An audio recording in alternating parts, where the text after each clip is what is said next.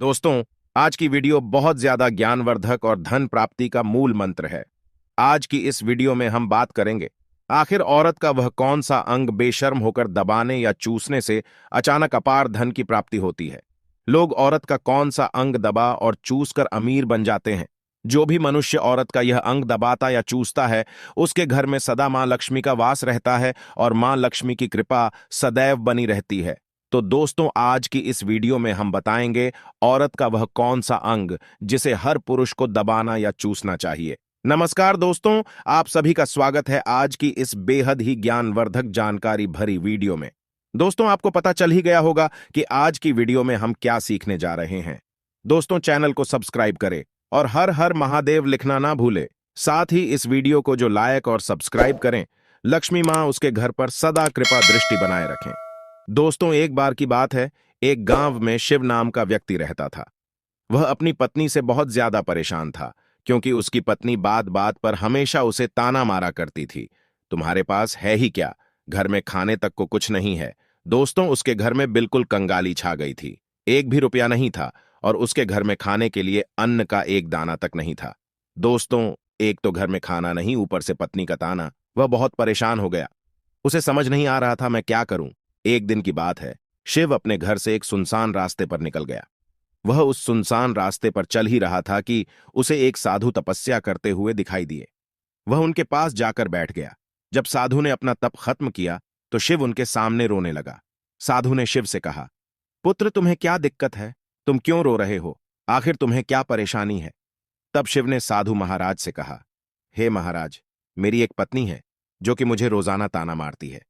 मैं गरीब हूं तो मैं क्या करूं? कितना भी कुछ कर लूं लेकिन धन कमा ही नहीं पाता हूं।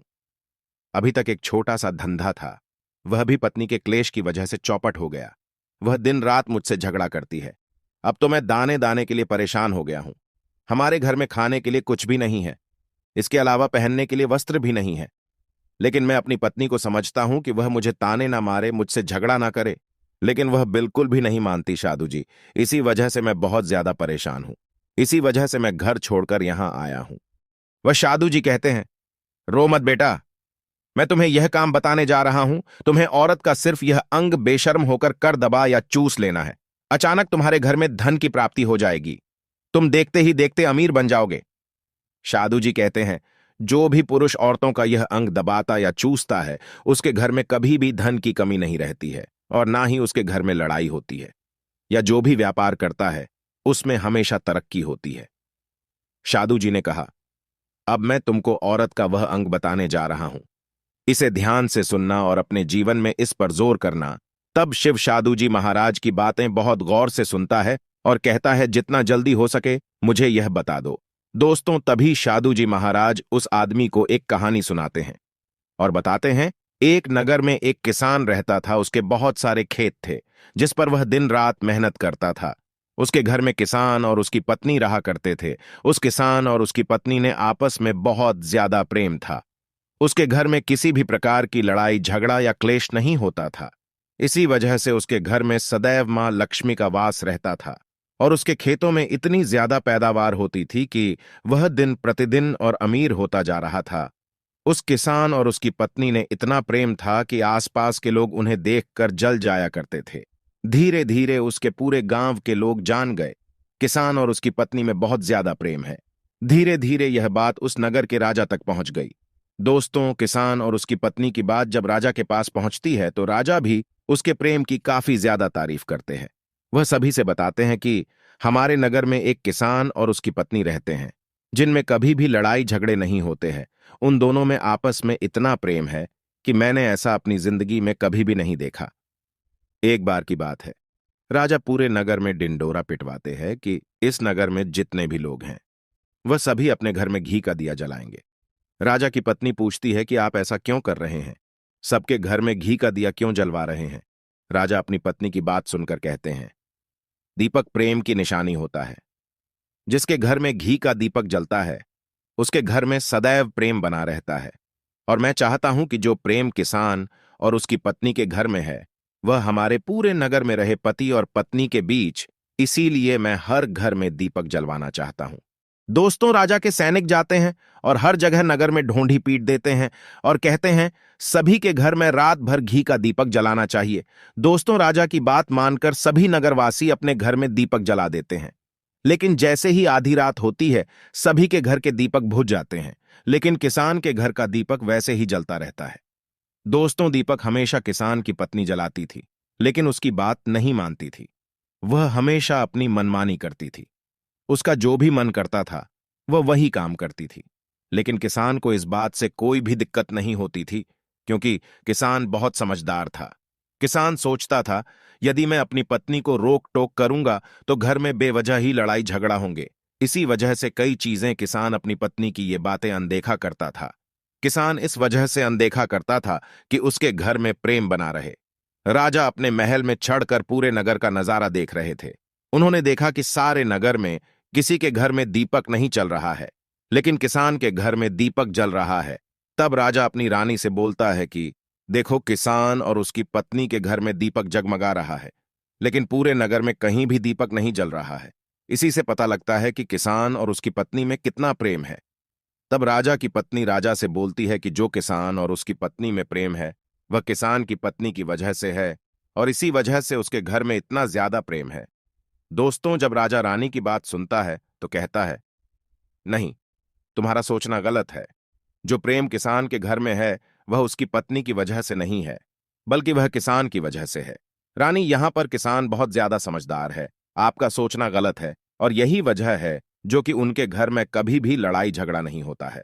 दोस्तों, राजा कहता है किसान समझदार है, और रानी कहती है किसान की पत्नी समझदार है। दोस्तों, इसी तरह कुछ देर चलता रहा। राजा कह रहे थे किसान समझदार है, रानी कह रही थी किसान की पत्नी समझदार है। इसी बात को लेकर राजा और रानी के बीच काफी झगड़ा हो गया। इसके बाद रानी ने राजा की दाढ़ी उखाड़ ली और राजा ने रानी को उठाकर पटक दिया। इसके बाद राजा कहता है, हम लोगों को झगड़ा करने की जरूरत नहीं है। क्यों ना हम किसान और उसकी पत्नी की परीक्षा ले लें। सारा दूध का दूध और पानी का पानी हो जाएगा। लड़ाई करने के बाद इस बात पर राजा और रानी दोनों सहमत हो गए और दोनों की परीक्षा लेने के लिए तैयार हो जाते हैं।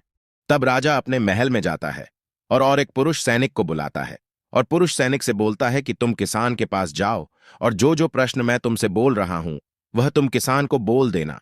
वह पुरुष सैनिक बोलता है, ठीक है महाराज। वह पुरुष सैनिक राजा की बात सुनकर किसान के पास जाता है। उस समय किसान की पत्नी खेतों में गई थी, लेकिन किसान की कुछ तबीयत ठीक नहीं थी, इस वजह से वह खेतों पर नहीं गया था।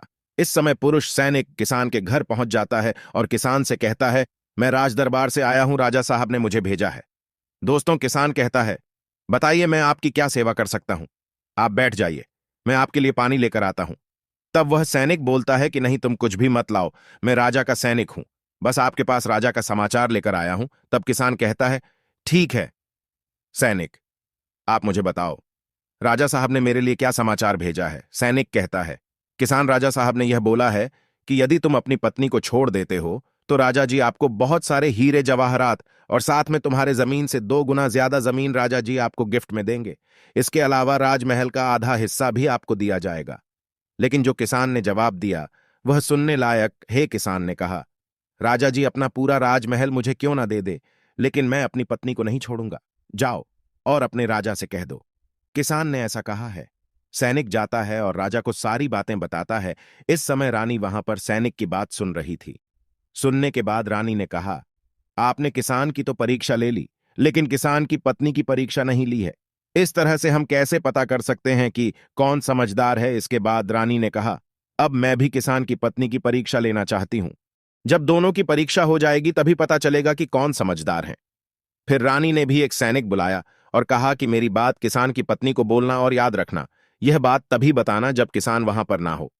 सैनिक ने पूछा कि रानी क्या बात बतानी है, वह तो बताओ। तो रानी ने सैनिक को सारी बात बता दी। सैनिक किसान के घर जाता है और उसके घर में आवाज लगाता है तो उसके घर से किसान की पत्नी निकल कर आती है और कहती है, बताओ क्या हुआ, क्यों ढिंढोरा पीट रहे हो। तो सैनिक ने कहा कि राजमहल से आया हूं, मुझे रानी ने भेजा है। किसान की पत्नी ने कहा, बताओ किस लिए आए हो। तब सैनिक ने कहा, रानी ने बोला है, यदि तुम अपने पति किसान को मार देती हो तो आपको बहुत सारे हीरे जवाहरात रानी आपको देंगी और साथ में राजमहल का आधा हिस्सा भी आपको मिलेगा। इसके अलावा जितनी भी आपकी जमीन है वह तो आपकी रहेगी ही, लेकिन उसकी 2 गुना जमीन भी रानी आपको देगी। ये बात सुनकर किसान की पत्नी तैयार हो जाती है। कहती है, ठीक है, यदि मुझे इतना कुछ रानी साहिबा देंगी तो मुझे मंजूर है, मैं अपने पति को मार दूंगी। तब सैनिक पूछता है कि रानी को कैसे पता चलेगा कि आपने अपने पति को मार दिया है। तभी किसान की पत्नी बोलती है, मेरे घर में जो दीपक जल रहा है, जब मैं किसान को मार दूंगी तो उसे बुझा दूंगी, तभी आपको पता चल जाएगा कि मैंने किसान को मार दिया है।